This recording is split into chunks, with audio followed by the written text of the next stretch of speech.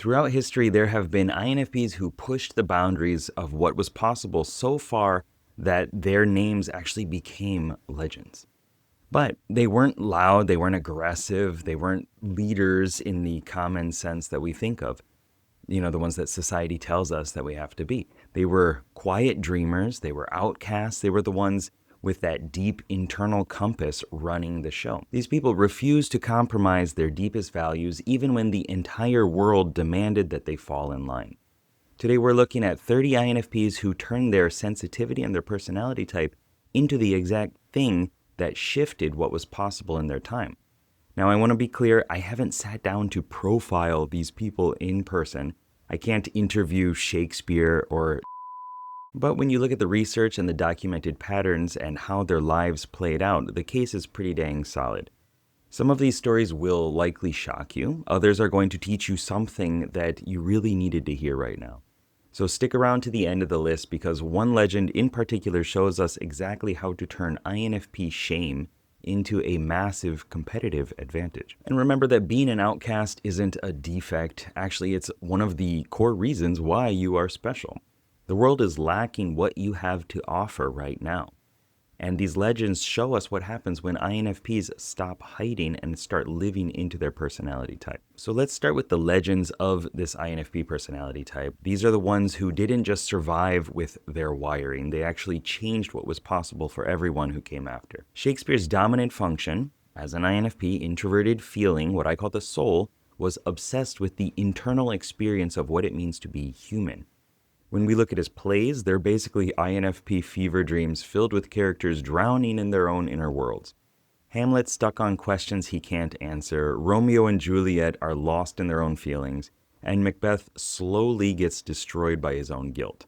But what nobody talks about is that Shakespeare wrote all of that darkness because he was living in it.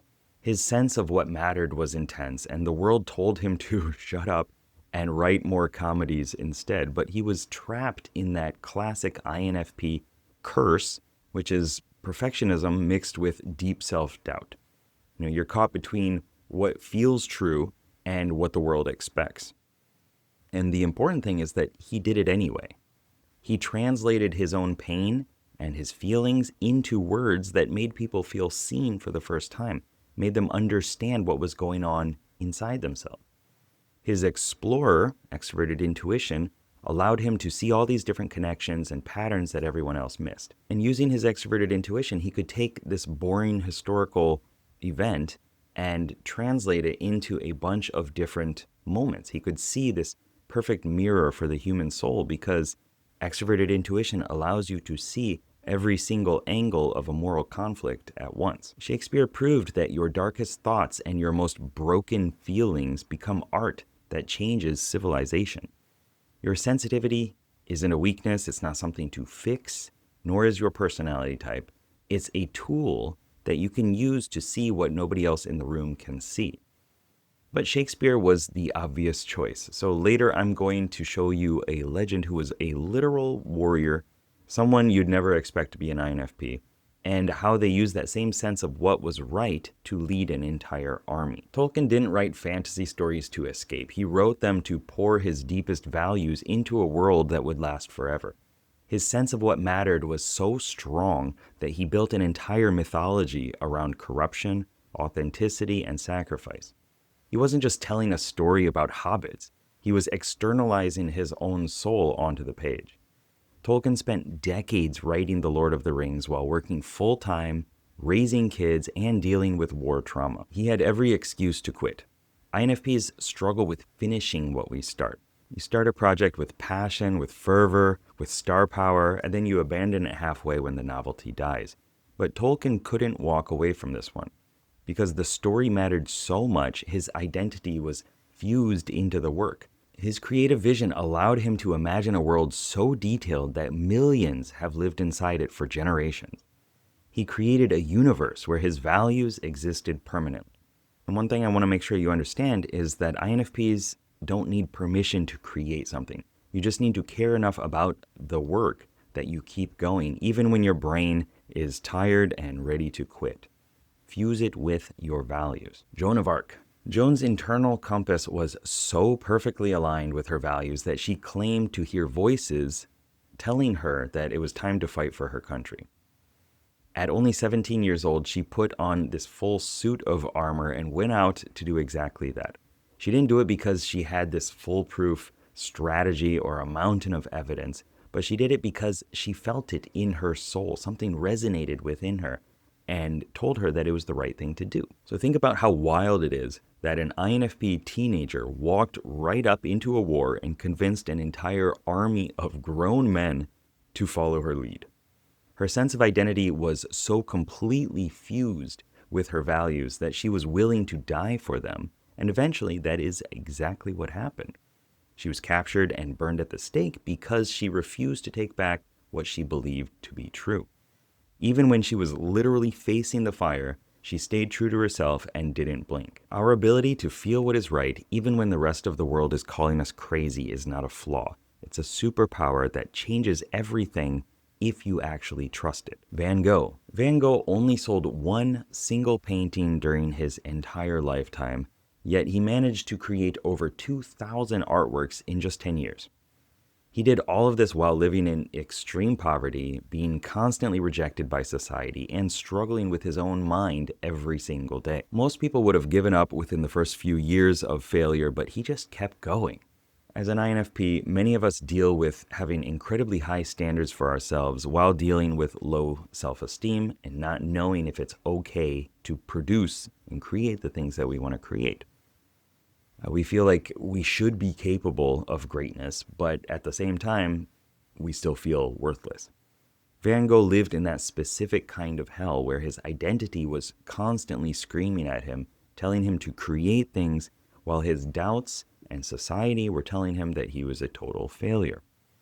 His creative vision allowed him to see color and movement in a way that no one else could comprehend. His paintings weren't meant to be realistic. They were meant to be emotional and showing exactly what the world feels like from the inside of the human experience. Our sensitivity and our brokenness are actually our raw materials for personal expression, for greatness, and Van Gogh's ability to use this personal pain became art that lived forever. Your own pain can become your purpose and your sense of meaning if you stop trying to hide behind it. Isabel Briggs Myers. It would be a crime to talk about INFPs without mentioning the woman who actually gave us the language to understand ourselves. Isabel wasn't a psychologist. She was a soul, introverted feeling, on a mission to make the world more understandable during the course of World War II. She used her explorer, extroverted intuition to take Jung's abstract theories and turn them into a practical tool that has helped millions of people find their place in the world. She faced massive rejection from the experts of her time, but she didn't care. She knew that her vision was true, and she spent her entire life protecting it and growing it. She's the reason why you're even watching this video right now. The first 5 legends we talked about were pushed as far as they could go, but they definitely weren't the only ones like this. So I want to show you 25 more legends who used their sense of what was right in a totally different way in order to shape humanity. And as we go through these, comment the name of the legend that you relate to the most. Some of these were pulled from the Evolve community, where we were talking about which are the INFPs that inspire you the most. George Orwell couldn't turn off the noise in the world around him. Every single time he saw someone in power misusing that authority, he felt it in his soul and it drove him to act. He procrastinated on writing 1984 for years and waited until his body was literally failing him to finish the manuscript. Even while he was coughing up blood from tuberculosis, his sense of identity wouldn't let him rest until he described exactly how mean leaders crush the human spirit. That book didn't just tell a story, it fundamentally changed how the entire world thinks about control and surveillance. Kurt Cobain took his internal pain and put it directly into the microphone for the world to hear. An entire generation of misfits heard these songs and felt seen for the first time. And that raw honesty became the soundtrack that is still saving lives today. Edgar Allan Poe took his deepest depression and turned it into hauntingly beautiful poetry. Along those same lines, William Blake painted a version of the world that the average person just couldn't see. He didn't care if the critics of the time valued his work or called him crazy because he stayed true to what his vision was and his purpose and his soul, and he painted it anyway. Hayao Miyazaki couldn't settle for a world without magic and without wonder, so he built Studio Ghibli frame by painstaking frame. Each movie he released gave people an escape from their bleakness that they felt in everyday lives. A.A. Milne gave us Winnie the Pooh because he understood what it felt like to be lonely, and he needed to create a safe place for that feeling. All of the characters are representative of different parts of being an INFP. Similarly, Hans Christian Andersen wrote The Ugly Duckling because he felt like he was the odd one out for his entire life. He took all of that personal shame and pain and transformed it into a story that has helped millions of children realize that they do belong. We also have Antoine de Saint-Exupéry, I hope I pronounced that right, who wrote The Little Prince to remind us all that these things that actually matter in our lives are important. He eventually crashed on a plane and disappeared into the clouds, but his heart that he put into that work and that book is going to live forever. Mary Shelley wrote Frankenstein when she was just 18 years old, and she created a mirror of her own loneliness and rejection. The book came from a nightmare, a place of deep internal darkness that transformed into something that made the whole world understand what it feels like to be unwanted. And she built an entire world of escape from her pain. And that world has never stopped haunting us in the best ways possible. I don't know anybody who hasn't at least heard of the story. Virginia Woolf invented the internal monologue as we know it today by putting stream of consciousness thoughts directly onto the page. She made the invisible parts of our minds visible to everyone else. She did this while she was paralyzed by self-doubt and struggling with suicidal thoughts, but she kept writing because her sense of what mattered demanded it. Sylvia Plath wrote poems that were so raw and honest that reading them feels like she's showing you exactly what she was feeling inside. Her novel, The Bell Jar, is essentially an INFP using her own feelings and her own personal struggles without ever softening the blow for the reader. Tim Burton took everything weird and dark and broken and flawed, all of these struggles, and showed us why it was beautiful. His entire career is a testament to saying that the things that the world wouldn't listen to are actually important and showing us through this visual style that no one else could replicate. David Bowie reinvented himself constantly. He stayed relevant throughout his entire life because he kept changing his creative identity to match who he was becoming and experimenting and playing with his idea of identity. Jim Henson used puppets to teach children how to navigate their big, scary feelings.